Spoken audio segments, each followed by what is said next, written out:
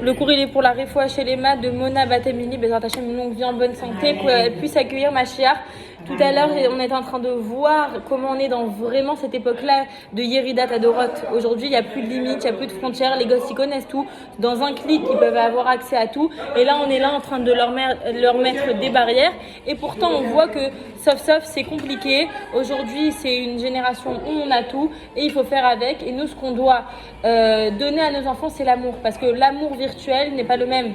Tout le temps, j'en reparle. L'amour virtuel, les likes, les trucs, les machins, en fin de compte, ça reste un monde à part. Et nous, ce qu'on doit faire, c'est vraiment essayer de voir intrinsèquement comment mon enfant, aujourd'hui, avec quelle parole, avec quelle action, avec quel moment, avec quelque chose qui s'appelle en hébreu irouti. Irouti, c'est quoi? C'est de qualité, quelque chose de qualité. On va acheter, alors certes 500 habits, hein. Aujourd'hui nos armoires elles sont pleines à craquer, on doit toutes les semaines faire des tris et faire des sacs, mais à l'époque ils avaient un vêtement, il était irouti, d'une bonne matière, il était fait d'une matière qu'on avait pris des heures et des heures à travailler. Et ben aujourd'hui ça va avec, on est avec des enfants que ils connaissent énormément de choses, hein, parce qu'ils ont accès à tout, mais est-ce que ça c'est vraiment irouti? Est-ce que c'est vraiment de qualité? Et pourtant on voit les PAP, les machins, et il n'arrive plus à se concentrer, machin. Donc qu'est-ce qu'on doit faire nous aujourd'hui? C'est essayer de repartir à l'essentiel. À cause de toutes ces choses qu'ils n'arrivent plus à... Exactement, et ils n'arrivent plus à la concentration. Et la concentration, exactement, c'est compliqué. Mais du coup, nous, ce qu'on doit faire en tant que maman, en tant que femme juive, c'est retourner à l'essentiel. Et ça, merci Hachem qu'on a l'étude de la Torah, merci Hachem qu'on a nos fêtes. On nous a pas dit maintenant, tu vas allumer des lumières LED. Pourtant, on est en 2025, on aurait pu allumer une Hanouka LED. Non, pas du tout. Tu vas continuer à aller faire ta mitzvah avec de l'huile d'olive et pas autre chose. Et une cire d'abeille, etc.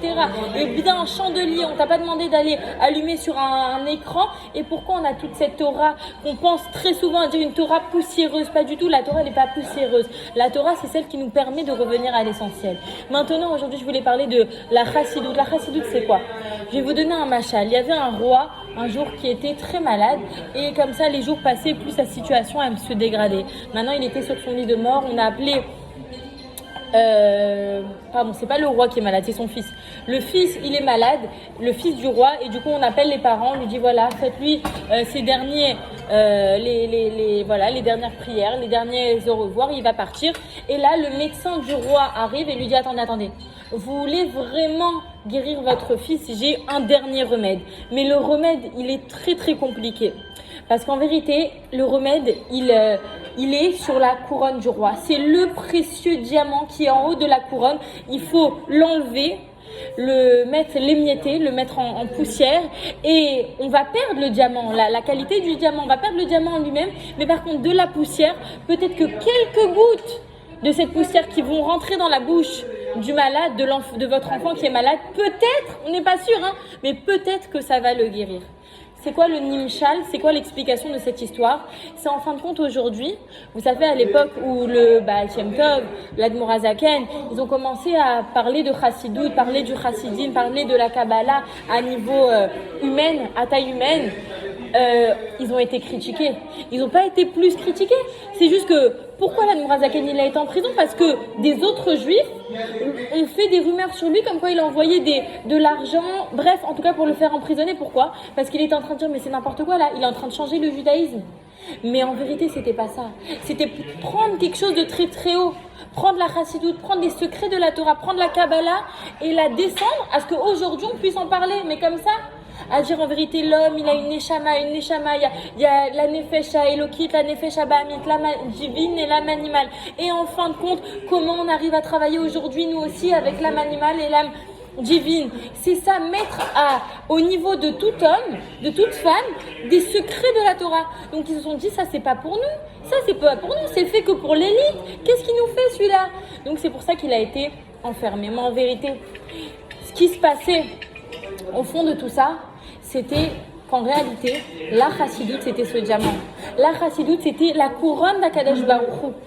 Parce qu'en vérité, quand on voit la Torah c'est pour faire des mitzvot, donc des bonnes actions, pour accomplir la volonté de Dieu, pour respecter le monde. Mais on ne parle pas de l'homme.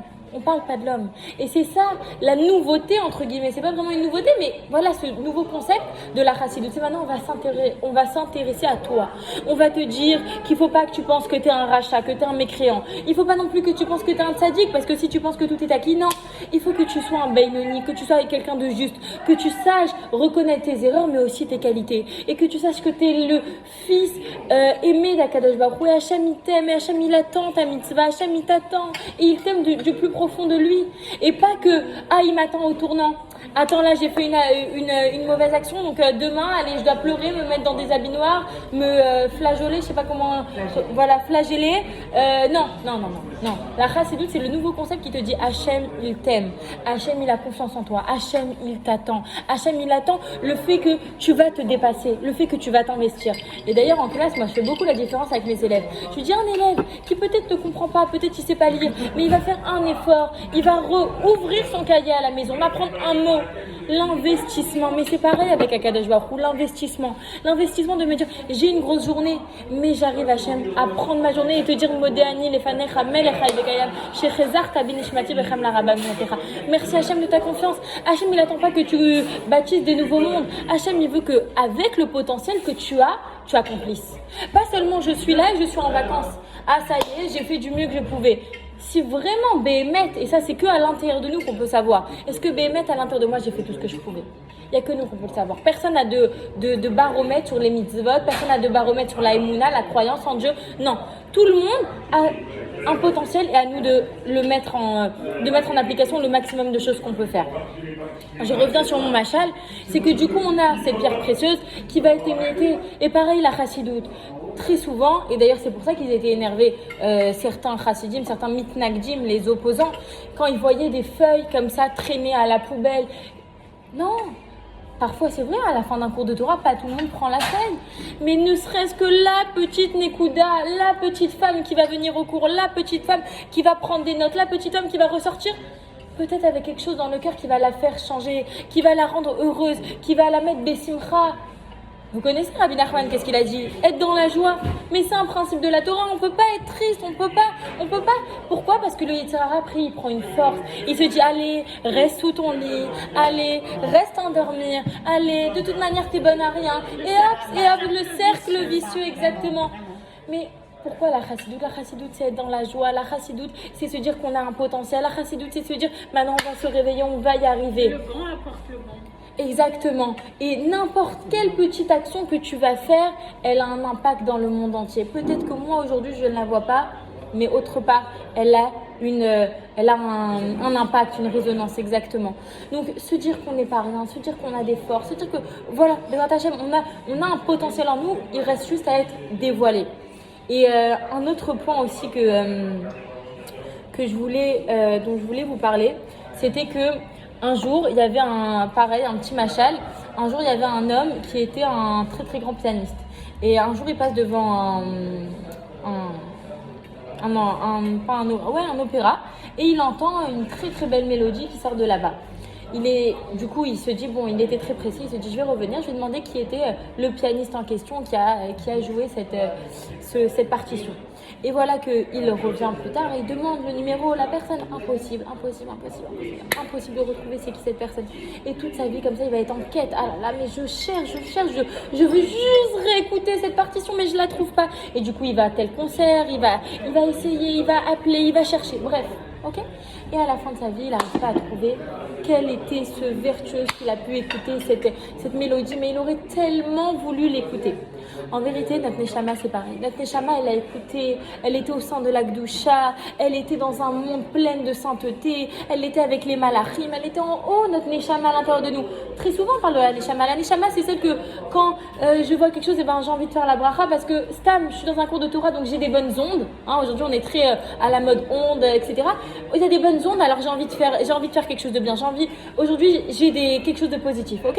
Donc cette Neshama-là, qui au fond de nous, parfois elle dort, parfois elle est réveillée.